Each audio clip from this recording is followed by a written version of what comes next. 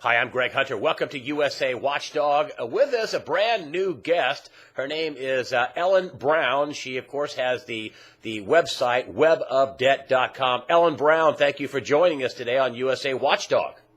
Thanks, Greg. And let me just extend your bio here a little bit. You're a former, civil litigator. You're still a lawyer. You have written 12 books on various sundry things, including public banking, and said some very unflattering things about bankers, which I love. They're criminals, as you know. But also you write a lot of articles, and they get a lot of viral promotion, and plus on your website webofdebt.com. But your latest one, and the reason why I wanted to have you on, is because you wrote a great piece about GMO, genetically modified organism, GMO food, and Monsanto, and about how, the GMO thing kind of controls the food. If you control the food, you can control the people. Tell me the basic premise of your article and why people should be, listening up about GMO food. Well, what I was particularly concerned about, of course, I'm concerned about my own food and what I eat. And we're not allowed to know that our food is GMO. But what I only learned recently was that genetic modification isn't just a matter of, I knew that it had to do with Roundup, which is Monsanto pesticide or herbicide, kills the plants, kills the weeds. But what I didn't know is that the glyphosate, which is the Roundup, inhibits the ability of your enzymes to digest foods. So it's actually interfering with our digestion. So it's been linked to 40 different diseases, glyphosate has. And of course, what's closer to my usual subject is the TPP, the Trans-Pacific Partnership, which is it's been called NAFTA on steroids. It's supposedly a free trade agreement, but it's not really free trade. It's more like a restrictive trade agreement. In other words, it's imposing monopolies, corporate monopolies on other countries and on us. On all kinds of things, not just food, but internet, also, intellectual properties, all kinds of things are rolled into the and TV. Public banking, which is my own subject, yeah. So the fact that this TPP, if it passes, and it's being fast-tracked, and they're trying to pass it before the end of the year, which is coming up very soon, so I felt that I really should jump in and put in my 2 cents on it. But what really alarmed me was this thing about GMOs. I was in Ireland and I was invited to speak there on public banking because, their banking system is in a mess and they need some way to get out of it, and nothing they've tried so far has worked. And while I was there, I just happened to talk to this doctor who's a practitioner. In Europe, they regulate GMOs a lot more than we do.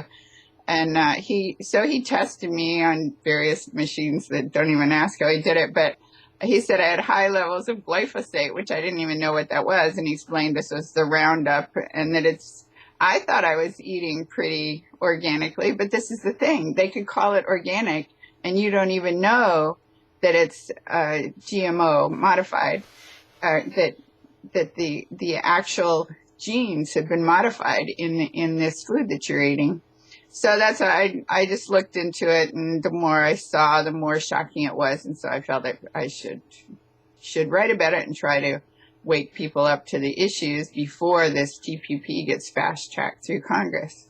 And once it gets fast-tracked, then there's all kinds of things. And let's just talk about GMO. GMO will be unassailable, that you won't be able to do anything about it, ask any questions about it in somewhat 40 countries, around the planet. Is that right? Well, I think there are only 12 countries right now in the TPP, but it could be expanded.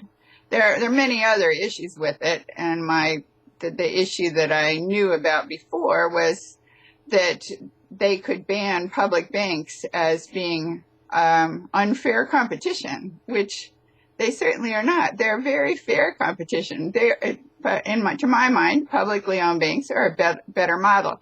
We could see that, for example, my last article was on Costa Rica. 80% of banks in Costa Rica, or 80% of deposits are in publicly owned banks, 4 publicly owned banks in the country.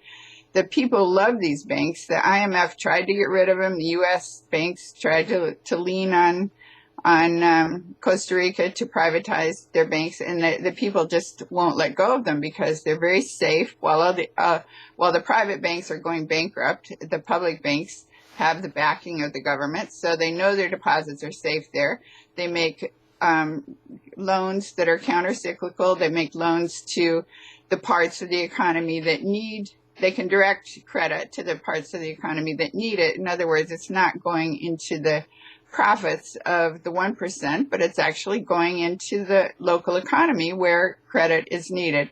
And it's been largely, they've had this system since 1949. And at that time, they were desperately poor. The country was desperately poor, and they had a civil war. And the winner of the civil war knew that they were going to revert to more such civil war if he didn't do something. So he changed the whole system so that they had a number of nationalized industries. And through those industries, the government made a lot of money with their nationalized industries. They didn't have to soak the taxpayers because they actually made some money. He got rid of, he had a couple, there were 2 coups. And or maybe I'm wrong, maybe it was 2 assassination attempts and 1 coup. But anyway, the military was involved. So he just got rid of the military. Well, if we got rid of our military, we would save 50% of our tax bill right there, just getting rid of the military. So they had all this extra money to put into development. And they came out with a country that was so strong economically that when they would do the figures for Central America for their economies, they had to do them with and without Costa Rica because it was so far ahead of all the other countries. But anyway, this banking system was a major piece of that puzzle. And just a quick primer on public banking. You're saying that banks should be treated more like a utility, and that there shouldn't be a big profit margin. They should just be out there to disperse capital evenly, like dispersing water or like dispersing electricity or anything like that. Correct? Correct. We would argue that I'm president of the Public Banking Institute, so I actually have a group. We all would argue that that you need for banking to be a public utility to serve capitalism. In other words, to have a fair playing field so that all these little capitalist industries can operate fairly without being gobbled up by big monopolies as we have in the U.S. today. You need to have fair access, equal access to credit. And that's what they have in Costa Rica. So that's what this public banking system served. It served many little industries like mom and pop industries that could compete fairly, that the public banking provided credit for these little businesses, and they were able to produce virtually everything they needed in the country because they had the credit to support it. So even in the 2008 crisis, they did, like everybody, they lost tourist business, etc. So the economy did fall off, but they remained strong and better off than other countries because they had this public banking system that kept the credit flowing to their local industries. Dr. Mark Farber has been out recently and says that all the central banks are going to go under. So apparently we're going to need some sort of public banking or some sort of replacement if his predictions hold true, that they're all printing money like crazy and they're all in big trouble and the whole global financial system is big trouble. And you're saying that this Trans-Pacific Partnership is just really just more control and less about trade and more about controlling the internet, controlling GMO foods, controlling banking, just controlling everything. Right. I would agree that the central banks, as currently designed, the system is not working and something needs to be changed. But I don't know, being a woman, I tend to prefer to believe that we can fix the system before we have this big disaster.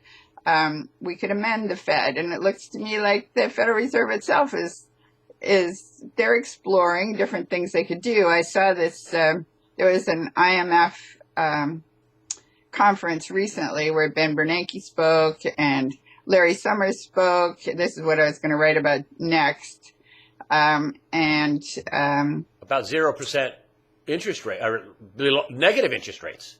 Right. And Ken Rogoff spoke, who is a Harvard professor. So Larry Summers was saying that the Federal Reserve has pushed interest rates down as low as they can go, and we still have unemployment. And it's one of the two goals of the central bank is to maintain full employment. And therefore, we'll have to go to negative interest rates. And they hear these economists sitting around nodding as if this is a brilliant idea. And I saw articles later that said this just shows what a great Federal Reserve Chairman Larry Summers would have been if he hadn't, thank God, dropped out of the race.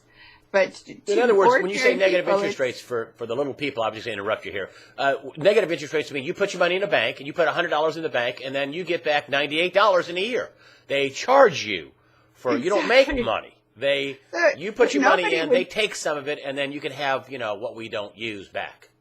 The idea is to make you spend it, and this is supposed to create demand. But of course, you're not going to do that. You're going to pull your money out of the bank.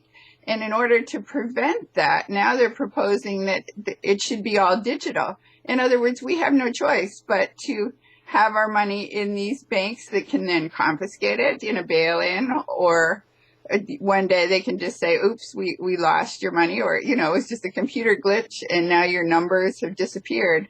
I mean, people don't want that. They want cash. Cash is a nice thing to have around, if only to have some cash instead of an emergency. So then what people will do is pull it out and put it into gold and silver, and they'll start trading. They'll invent their own currency systems, but they will not be putting it in a bank where their numbers can disappear. But it seems to me that they just have it all wrong. I mean, the whole idea that you have to go into negative interest rates in order to create full employment, there's another way to do it, which is to put some more money out there. The quantitative easing that they're doing today is putting money on bank balance sheets. It does not go any farther than the reserve accounts of banks. And banks can't do anything with that money. I mean, they are doing something with it. They're using it for collateral in the repo market and speculating with it, and that's why the stock market's going up. But they cannot, that money does not leap over that barrier into the general economy unless somebody borrows it. And because businesses aren't borrowing, it's just sitting there as excess reserves. So that's not working. But the idea was good. The idea of helicopter money, of getting more money into the general economy, that was a good idea. But the Federal Reserve Act doesn't allow that. Ben Bernanke was asked when he was doing quantitative easing too, and they were talking about what to shower with money, and somebody said, well, why don't you give it to state and local governments, because they're the ones who've gotten ripped off by the bank. It was the banks that collapsed the economy, and the state and local governments are now broke because they don't have the tax base they used to have. So help them out with these 0.25% loans. And he said, well, I can't. It's not in the Federal Reserve Act. He said, if Congress wants me to do that, they'll have to change the law. So that's what I think. They need to amend the Federal Reserve Act, and they could actually fix the system. What about all the people that say, well, you're just going to print money out of thin air and there's no sound money? And, you're going to cause massive amounts of inflation if and when they do let that money out of the monetary base. That's what you're talking about. And when they do let that money out, aren't you going to see, huge? Haven't we tried this before in Zimbabwe and Weimar Republic? And how did that turn out? I mean, the history is clear about the overproduction of money, isn't it? No, I don't. Those are totally different situations. In Zimbabwe, they were in debt in dollars, or in dollars, euros, etc. In other words, other currencies, and they had no way to get them but to buy them with their own currency, and the speculators immediately saw that, and so they trashed the currency, and that's what caused hyperinflation. The same thing caused hyperinflation in Germany in the 1920s. But the U.S. Federal Reserve, has the ability to buy the government's debt, and that's what that's debt. And that's debt monetization. Government's debt, and we haven't seen hyperinflation yet. So, we haven't seen hyperinflation relative to the gold market, which a lot of people say is suppressed gold and silver are suppressed with massive amounts of naked short selling. And that gold is in high demand in China for this very reason, that we're going to kick in, the money printing into hyperdrive here. And we've already got, 17 trillion in debt, and the real gap accounting, according to Lawrence Kotlikoff at Boston University, is plus 200 trillion, what we really have, what we are on the hook for, and that we're not growing at $1 trillion a year, and I know they had a $700 billion a year, which had some accounting tricks, but we're really growing at about $5 trillion a year. And Ellen, your plan may backfire in a, vicious confetti-causing currency collapse, couldn't it?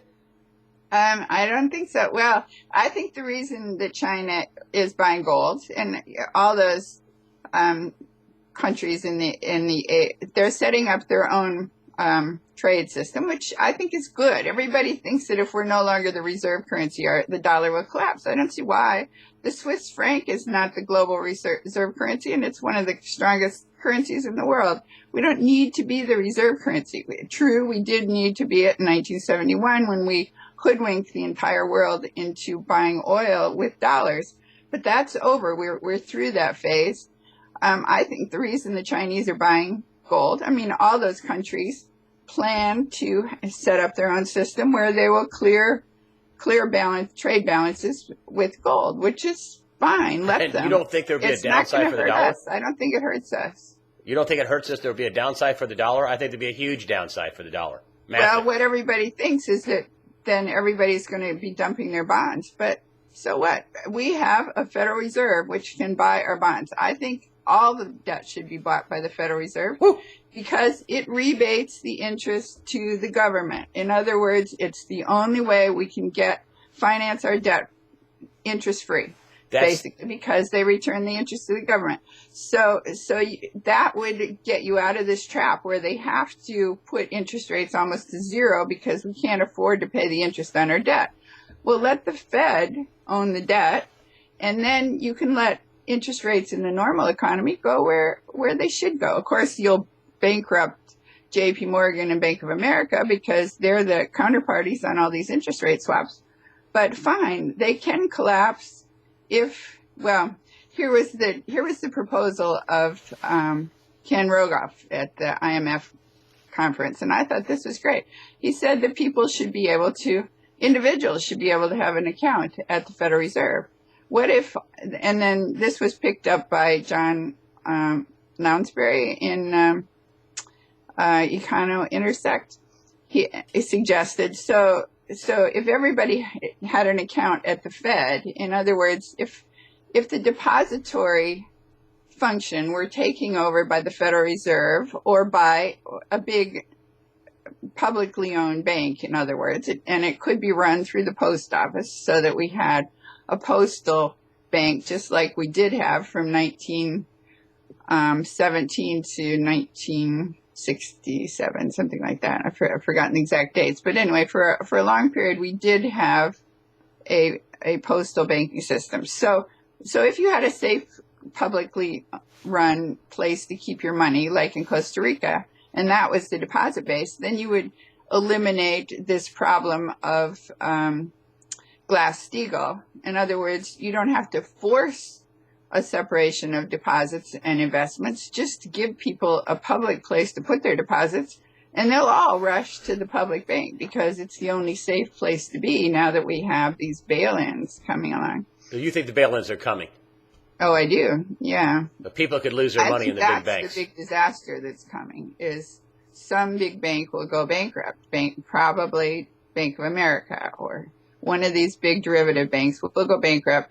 And because of the 2005 Bankruptcy Reform Act, the derivatives players will get first dibs. They'll grab all the collateral. They'll take the deposits. There won't be anything left even for the FDIC.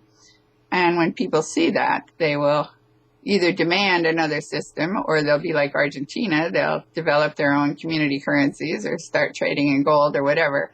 That's what I think will be the big shakeup that will cause a radical change in the system. My theory back in 2008 was that we should have employed bankruptcy. We should have destroyed the bondholders, knocked out the shareholders. We should have used Yeah. our money printing ability. It would only cost us $6 trillion to cover all the depositors. There's your capital base. And but of course we did the exact wrong thing. We added tons of debt. There was no bankruptcy. There's no washout of the debt.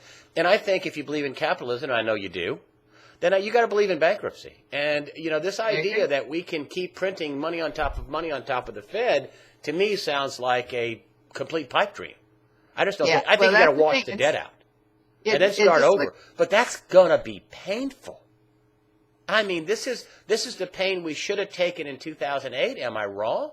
We should have cleared the debt out. Then your ideas, I think, would work. But you can't paper over the massive amount of debt and the massive amount of things we promised to people that we are not going to be able to pay back. We're not going to. Yeah, well, I agree. But the first time around, they had an argument that banks said that the whole economy is going to collapse. You don't want that. Bail out the banks and everything will be okay. And so we had to try that. And now we've tried it and it didn't work. Now I don't think we can do it again. Yeah. So now I think people would be ready for a radical overhaul. When we have a Cyprus type event and people are losing their deposits, I mean, it won't be the end of the world. How much money do you have in a deposit account in Chase? Even if you keep your money in Chase, you probably don't keep that much there. You have your money somewhere else, maybe in the stock market or something. So people will lose money and they'll be mad and they'll be willing to change the system. But I don't think it's not going to be utter collapse. It will just be a radical event that will wake people up and shake people up. States where you live are going to have a rude awakening. I mean, all these pensions that they have promised.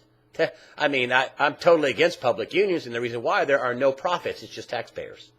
And so we've promised a large group of people a lot of benefits, and so one party can get their votes. I know you're in the Green Party, so you're in neither party, but I think that's shameful. I mean, in Detroit, they got everything they asked for and nothing they were promised. Now what are they going to get? 10 cents, 15, 16 cents on the dollar?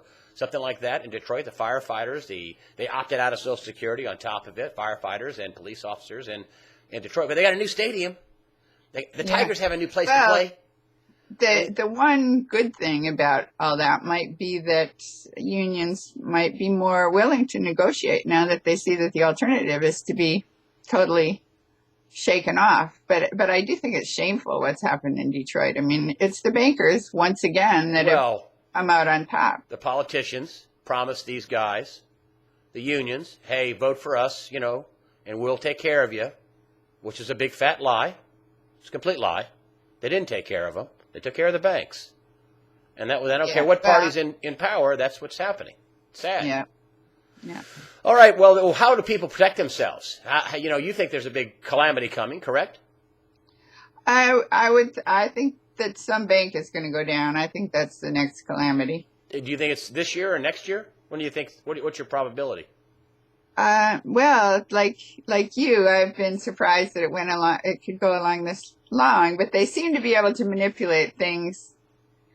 Who knows? It depends on your theory. If in fact they're trying to collapse the system, which I think there might be a faction that actually wants to collapse the system because that will give them an excuse to put in a military, to impose, for the president to call a martial law. Yeah, martial law. That was the word I was That's looking okay. for. I think they're going to recapitalize the banks with other people's money. I think this is the biggest pump and dump in the history of. Oh yeah. I think they're just going to say, "Oh, we're sorry, we had to raise interest rates," and they just, the stock market gets cut in half or by 90% or whatever, and that money flows into the short guys that were tipped off ahead of time. I think you in the pre-interview you said, "Oh, that's exactly what they did in 1929. They basically saved the banks by." Explain that. Yeah. Well, they knew that they were going to crash the system, and so they told their insider crony friends that what they were up to, and then so those people, like Joe Kennedy, for example, were in a position to buy things up and came out very well. So they could definitely do that with collapsing Bank of America, which seems to me the most likely to go down first, because both Bank of America and JP Morgan Chase have over $70 trillion in derivatives That's and just, over 1 trillion in deposits. that's just absolutely stupefying. The Yeah. numbers, the 70 trillion, the global GDP is less than 70 trillion. What a couple of banks have more than, I think JP Morgan itself has 70 trillion. It's just unbelievable, huge numbers. People have a hard time getting their hands around. And how would you protect yourself? Well, How would people protect I actually themselves? called Scottrade. I have my money in Scottrade. So I called them and I asked what they did with their overnight, or what they did with the money that wasn't in stocks. Like your money where you sell a stock and it's just sitting there in cash. And they said, well, they put it in overnight sweeps in Wall Street banks. So great. If your Wall Street bank goes bankrupt overnight, which they will, they always go bankrupt overnight, then they're going to capture your money. They're going to capture the money of state and local governments who also have them in banks in Wall Street. So I said, can I opt out of that? And they said, yes, you can. So I guess I would advise that first, is to find out wherever your big money is, it's probably not in one of the big banks. You probably just only keep enough to write checks on in a big bank. I think maybe it's the small investors who are really in trouble, because their bank account, their deposits may be all the money they have. They may have $5,000 and that's it. And that's in a bank somewhere and that money theoretically is protected by the FDIC, but the FDIC fund only has 32 billion in it. And Dodd-Frank says that in the event of another big derivatives bust, that we, the people, are not going to bail out the bank, whatever bank has this problem. And that's what it would be, a derivatives. It's like the London Whale sort of thing. London Whale was 6 billion, which is doable, but you could imagine it was actually 700 billion that the taxpayers forked over for the 2008 calamity. So what if we have another $700 billion crisis? There's not going to be enough in the $32 billion FDIC fund. Is not going to cover that. So that money is just going to get wiped out, or going to go to the derivatives players, the last party in the chain. It's like a great big musical chairs, and whoever's holding the collateral when the thing goes down, they're the ones that get it, even though the collateral is the deposits of a depositor. So you wouldn't have money in banks. Would you have cash? Would you have gold, silver, land, pay off your house? What are the kind of things that little guys can do? Yeah, well, that's ideal. It depends on how little you are. That if you can afford to buy something, definitely that would be a good idea. Buy property of some sort, or gold and silver. Yeah. You would have anything tangible outside the system and not a lot of cash. Would you hold physical cash? There's one guy, Bob Moriarty on 321 Gold, said this a couple of years ago, and I have a hard time disagreeing with him in that he says, cash is going to work really good for a short amount of time. Well, I think it's definitely good to have some cash. When in Argentina, when the banks just closed their doors, the people couldn't get their money at all. And so either you had cash or maybe you had a few gold coins, and they would last. I saw one woman said they had one gold coin was enough for a month, and that they had enough for 12 months, which was by that time some changes had been made. And they devised community currency. They devised the largest community currency system in the world then, where they basically were just trading little paper receipts. The trouble was they were easily counterfeited. And at the local, county level, provincial level, they were paying with what were called debt canceling bonds. So they were interest bearing bonds, but they traded.